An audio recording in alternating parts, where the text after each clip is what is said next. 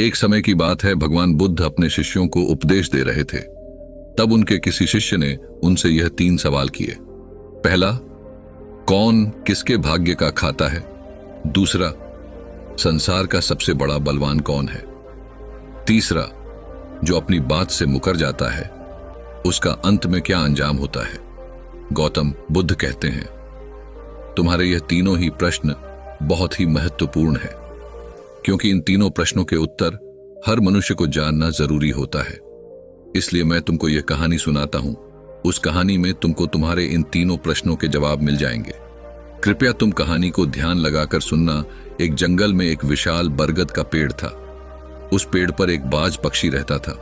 उस बरगद से थोड़ी ही दूर पर एक बिल था। उस बिल में एक सर्प रहता था। फिर एक दिन जैसे ही सर्प दिल से बाहर निकलने लगा तो उस सर्प को वह बाज पक्षी देख रहा था। जब वह सर्प बिल से बाहर निकालने लगा तो उसी समय बाज सर्प पर झपटा, परंतु सर्प अपने बिल से अधिक बाहर नहीं निकला था, इसलिए वह वापस बिल में चला गया। फिर थोड़ी देर बाद सर्प ने अपना मुंह बिल से बाहर निकाला और देखने लगा कि बाज पक्षी यहीं पर है या कहीं पर चला गया। फिर वह बाज पक्षी दोबारा उस सर्प पर झपटा, परंतु वह फिर से वापस अपने बिल के अंदर छुप गया। जैसे ही सर्प अपने बिल से बाहर निकलने का प्रयास करता तो बाज उस पर हमला करता और उसे उठाकर ले जाने की कोशिश करता। बाज मन में सोच रहा था कि जब भी तू बाहर निकलेगा तो मैं तुझे अपना भोजन बना लूंगा, और सर्प उस बाज के डर से बिल में छुपा रहता है। जब सर्प को उस बिल में रहते हुए काफी समय हो जाता है तो सर्प मन में विचार करने लगता है कि यदि राजा विक्रम कहीं से आ जाए तो वह दूसरों के कष्टों का हरण करते हैं, और राजा विक्रम ही ऐसे हैं जो मुझे इस बात से बचा सकते हैं। तो राजा विक्रम को याद करता हुआ सर्प उस बिल में छुपा रहता है, और जो भी उस मार्ग से निकलकर जाता तो उसे सर्प कहता कि भाई कोई मेरी बात राजा विक्रम तक पहुंचा दो, या मुझे राजा विक्रम से मिला दो तो मैं उसका जीवन भर एहसानमंद रहूंगा। फिर एक दिन राजा विक्रम, जो दूसरों के दुखों को दूर करते थे, वह जंगल में जा रहे थे और उसी मार्ग से निकलकर जा रहे थे। तभी सर्प को पता चला कि रास्ते से कोई जा रहा हो, तो वह सर्प बिल के अंदर से ही कहने लगा, भाई कोई मुझे राजा विक्रम से मिला दे तो मैं उसका जीवन भर एहसानमंद रहूंगा। यह बात जब राजा विक्रम ने सुनी तो राजा विक्रम कहने लगा, क्यों भाई, आपको राजा विक्रम से क्या काम है? तो सर्प कहने लगा, देखो भाई, राजा विक्रम दूसरों के दुखों का हरण करते हैं और मैं बहुत दिनों से इसी बिल में पड़ा हुआ हूं। मैं बहुत दुखी हूं। यदि मैं इस बिल से बाहर निकलता हूं तो इस वृक्ष पर एक बाज पक्षी का निवास है। वह बाज मुझ पर उसी समय हमला करता है, इसलिए मैं इस बिल से बाहर नहीं निकलता हूं और ना ही मुझे कुछ खाने को मिलता है। मैं ऐसे ही इस बिल में पड़ा हुआ हूं, ऐसे ही अपना जीवन व्यतीत कर रहा हूं। राजा विक्रम कहने लगे कि हे सर्पराज, मैं ही राजा विक्रम हूं, बताओ तुम्हारे कष्ट का निवारण कैसे करूं? तो सर्प कहने लगा, हे महाराज, जैसा आपको उचित लगे ऐसा ही कीजिए, लेकिन मेरा इस बात से पीछा छुड़ा दीजिए, नहीं तो यह एक दिन मुझे मार डालेगा। राजा विक्रम कहने लगे, हे सर्पराज, तुम कहो तो मैं तुम्हें इस वन में कहीं दूर छोड़ दूं। सर्प कहने लगा, महाराज, जब आप मुझे दूर छोड़ने जाओगे तो ये बाज हमें देख लेगा और ये वहीं पर जाकर फिर से बैठ जाएगा और मौका मिलते ही ये मुझे मार डालेगा। राजन, आप मुझे कुछ समय के लिए आपके अंदर में बिठा लीजिए। आप पेट में बैठने के लिए मुझे स्थान दे दीजिए। जब इस बाज को पता नहीं चलेगा कि सर्प कहां गया, और मैं तुम्हारे साथ इस वन से बहुत दूर चला जाऊंगा, और आगे जाने के बाद मैं तुम्हारे पेट से बाहर आ जाऊंगा। राजा विक्रम कहने लगे, ठीक है सर्पराज, आप मेरे पेट में प्रवेश कर जाइए। राजा विक्रम अपना मुंह खोल देते हैं और वह सर्प राजा विक्रम के पेट में प्रवेश कर जाता है और राजा विक्रम के पेट में जाकर के बैठ जाता है। जब राजा विक्रम वन में आगे गए और आगे काफी दूर पहुंचने के बाद उस सर्प से कहने लगे कि हे नागराज, अब आप मेरे पेट से बाहर आ जाइए। अब यह सुनसान वन है, इसमें कोई बाज आपको परेशान नहीं करेगा। यह बात सुनकर नागराज कहने लगा कि नहीं महाराज, अब मैं आपके पेट से बाहर निकलने वाला नहीं हूं। राजा विक्रम ने कहा, क्यों भाई, आपने तो मुझसे यह वादा किया था कि आप मुझे आगे सुनसान वन में छोड़ देना, मैं आपके पेट से बाहर निकल जाऊंगा। अब क्या हुआ, सुनसान वन आ गया, अब आप बाहर निकलिए। सांप कहने लगा कि देखो महाराज, जैसा रहने का आनंद आपके पेट में है वैसा उस बिल में नहीं मिलता। अब मैं तुम्हारे पेट से कभी बाहर नहीं निकालूं। राजा विक्रम मन में सोचने लगे कि यह तो बड़ा ही दुष्ट सर्प है, अब मैं क्या करूं? और उसके जहर के प्रभाव से महाराज विक्रम का पूरे शरीर से कोट फूटने लगा। महाराज विक्रम के शरीर से कोट निकल आया। राजा विक्रम मन में सोचने लगे कि अब मैं यदि राजधानी को वापस जाऊंगा तो यह अभी संभव नहीं है, क्योंकि मैं इस वक्त कोढ़ी हो गया हूं और मुझे इसी वन में रहकर इस नागराज से भी छुटकारा पाना है। यह सोचकर महाराज विक्रम एक पेड़ के नीचे झोपड़ी बनाकर सो जाते हैं।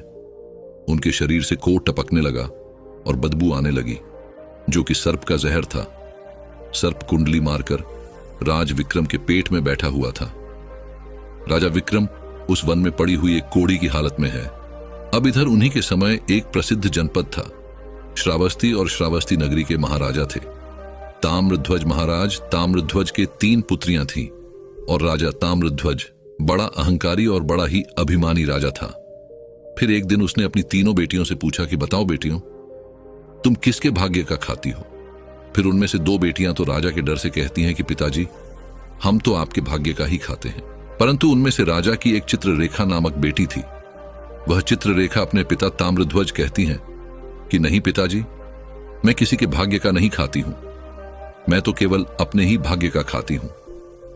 उस बेटी की बात सुनकर राजा को बहुत क्रोध आया और राजा ने उसी समय नाई और ब्राह्मण को बुलाया और नाई और ब्राह्मण से कहने लगा कि री, इन दोनों बेटियों का रिश्ता तो आप किसी राजा के यहां करके आइए, और जो यह बड़ी वाली बेटी है इसका रिश्ता किसी कूड़ी कलंक की या जिसके हाथ पैर नहीं हो उसके साथ करके आइए। फिर राजा का आदेश मिलते ही नाई और ब्राह्मण उन तीनों बहनों का रिश्ता करने के लिए चल देते हैं। उन्होंने राजा की दोनों छोटी बेटियों का रिश्ता तो राजवंशों में कर दिया, परंतु तीसरी बेटी के लिए वर ढूंढते ढूंढते हुए उसी वंश से निकाल कर जा रहे थे जिस वन में राजा विक्रम अपनी झोपड़ी में कोढ़ी के रूप में पड़े हुए थे। उनके शरीर से कोढ़ बह रहा था। तो राजा विक्रम को देखकर नाई और ब्राह्मण आपस में कहने लगे कि इससे अच्छा तो कोई व्यक्ति हमें नहीं मिलेगा, इसलिए इसके साथ ही राजा की लड़की का संबंध करके चलते हैं।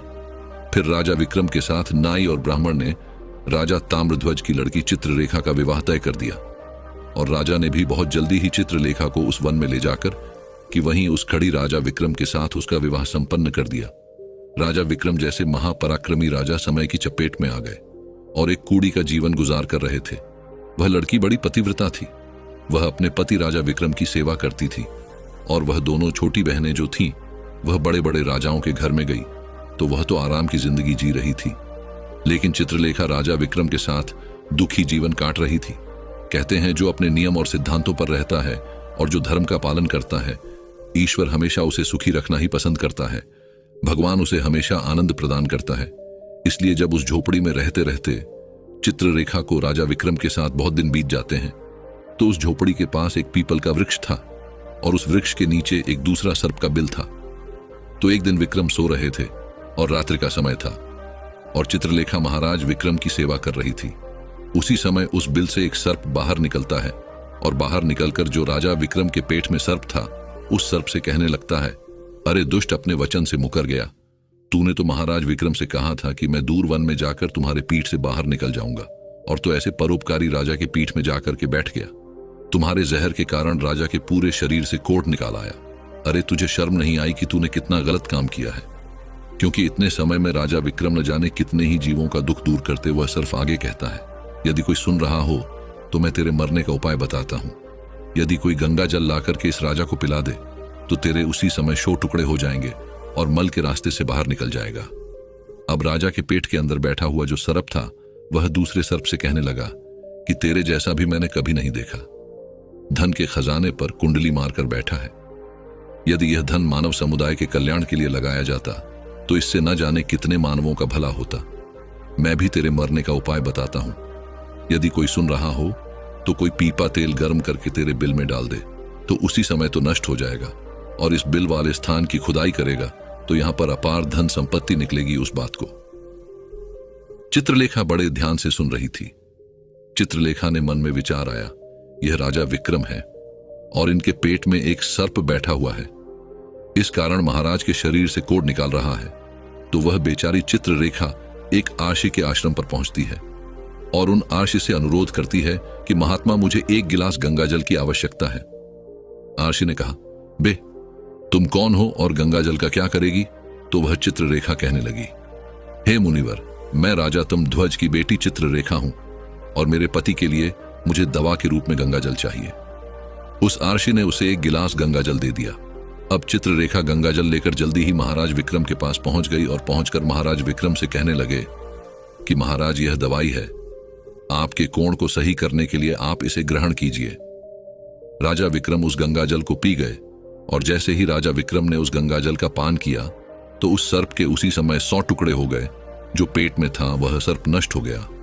वह धीरे धीरे राजा के शरीर से मल के रास्ते से बाहर निकल आया। अब तो राजा का कोढ़ धीरे धीरे सही होने लगा और कुछ ही दिनों में राजा का कोढ़ बिल्कुल सही हो गया। राजा का पूरा उपचार हो गया। राजा पहले की तरह स्वस्थ हो गए। अब राजा विक्रम से चित्ररेखा कहने लगी, हे महाराज, मैं एक स्त्री हूं, इस शहर में नहीं जा सकती हूं।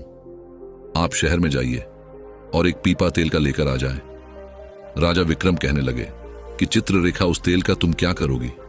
चित्ररेखा ने कहा, महाराज, आप पहले तेल का पीपा लेकर आइए, फिर मैं आपको बताऊंगी। फिर चित्ररेखा की बात सुनकर राजा विक्रम बाजार में जाते हैं और वहां से एक पीपा तेल का लेकर आते हैं। फिर चित्ररेखा वहां आग जलाती है और उस आग पर उस तेल को गर्म करती है और गर्म करके उस सर्प के बिल में खाली कर देती है। जैसे ही उस बिल में वह गर्म तेल डाला गया तो सर्प की मृत्यु हो गई। राजा विक्रम से चित्ररेखा कहने लगी कि महाराज, स्थान को खोद दीजिए। फिर राजा विक्रम ने जब उस स्थान की खुदाई की तो वहां से अपार धन संपत्ति निकाली। चित्ररेखा कहने लगी, महाराज, देखिए, मैं जानती हूं कि आप जय नरेश राजा विक्रम हैं, परंतु मेरे पिता ने मेरा अपमान किया है और मुझे एक कोढ़ाई को दिया था, परंतु मैं मेरे भाग्य का खाती हूं, इसलिए इसी स्थान पर मेरे पिता का जो महल है उससे अच्छा महल बनना चाहिए। राजा विक्रम कहने लगी, चित्ररेखा, तुम कैसी बातें कर रही हो? हम नरेश हैं, भला यहां पर महल क्यों बनाएंगे? आप उज्जैन नगरी को चलिए। परंतु राजा विक्रम के कहने पर भी चित्ररेखा नहीं मानी। फिर राजा विक्रम ने उस वन में एक शानदार महल का निर्माण करवाया। इस संसार में सबसे बलवान समय होता है और कोई बलवान नहीं होता है। जिसका समय अच्छा होता है वह आगे बढ़ता रहता है और जिसका समय खराब हो जाता है, जिसका समय विपरीत होता है, वह पतन की ओर अग्रसर हो जाता है। राजा ताम्रध्वज पर एक दूसरा राजा आक्रमण कर देता है और उस आक्रमण में तमध्वज पराजित हो जाता है और राज अपने परिवार सहित प्राण बचाने के लिए उसी वन में पहुंच जाता है। जब वन में राजा भूखा प्यासा भटक रहा था, फटे हुए वस्त्र और भूख से पीड़ित और प्यास से राजा का गला सूखा जा रहा था, तो राजा घूमते घूमते उस चित्ररेखा और राजा विक्रम के महल के नजदीक से गुजरता है। तो चित्ररेखा अपने पिताजी को पहचान जाती है। चित्ररेखा ने अपने एक सेवक को भेजा और सेवक भेजकर महाराज ताम्रध्वज, जो कि एक फटी हुई हाल में थे, उनके पास वस्त्र नहीं थे, उन्हें बुलवाया। ताम्रध्वज ने सोचा कि यह न जाने कौन है और हमें क्यों बुला रही है। जब राजा ताम्रध्वज उस लड़की के पास पहुंचे तो लड़की को पहचान लिया। चित्ररेखा ताम्रध्वज से कहने लगी कि पिताजी, मैं वही चित्ररेखा हूं और मैं आपसे यह कहती थी कि मैं मेरे भाग्य का खाती हूं। देखिए, मैं मेरे ही भाग्य का खाती हूं, आपके भाग्य का नहीं खाती हूं। आपने ने मुझे एक कूड़ी को दिया था, परंतु मेरे भाग्य में तो एक सम्राट लिखा था। देखिए पिताजी, मैं उज्जैन नरेश राजा विक्रम की पत्नी हूं। राजा ताम्रध्वज मन में विचार करता है और अपनी उस लड़की से अपने अपराध के लिए क्षमा मांगता है। इस संसार में सबसे बड़ा बलवान समय है और हर कोई व्यक्ति किसी दूसरे के भाग्य का नहीं खाता है। हर कोई यह सोचता है कि यह मेरे भाग्य का खा रहा है। नहीं, कोई किसी के भाग का नहीं खाता है। जो कोई खाता है वह अपने भाग्य का ही खाता है। हर दाने दाने पर खाने वाले का नाम होता है। आप यह ना सोचे कि हम किसी को खिला रहे हैं। आप किसी को खिलाने वाले कौन होते हैं? इस संसार को खिलाने वाला तो एक ही है और वह है भगवान शिव शंकर। जो अपनी बात से मुकर जाता है उसका अंत वही होता है जो राजा विक्रम के पेट में बैठे हुए उस सर्प का हुआ था। अंततः वह विनाश को प्राप्त होता है। हमेशा सत्य की ही जीत होती है और अधर्मी, अत्याचारी और पापियों का अंत होता है। इस तरीके से राजा विक्रम और उसकी पत्नी चित्ररेखा ने राजा ताम्रध्वज का बड़ा स्वागत किया। वह राजा विक्रम महाराज ताम्रध्वज को अपने साथ उज्जैन ले आए और बाद में राजा विक्रम ने अपनी सेना राजा ताम्रध्वज के साथ भेजी और जिस राजा ने ताम्रध्वज को पराजित किया था उससे अपना राज्य वापस पा लिया। जिसकी किस्मत अच्छी होती है, जिसके कर्म अच्छे होते हैं, उसे ईश्वर कहीं ना कहीं से देता है। हम और तुम तो अपने परिवार का पालन करने में भी हिचक जाते हैं, लेकिन इस संसार का पालन करने वाले को देखिए, वह पूरे संसार का हर जीव जंतुओं का ध्यान रखता है।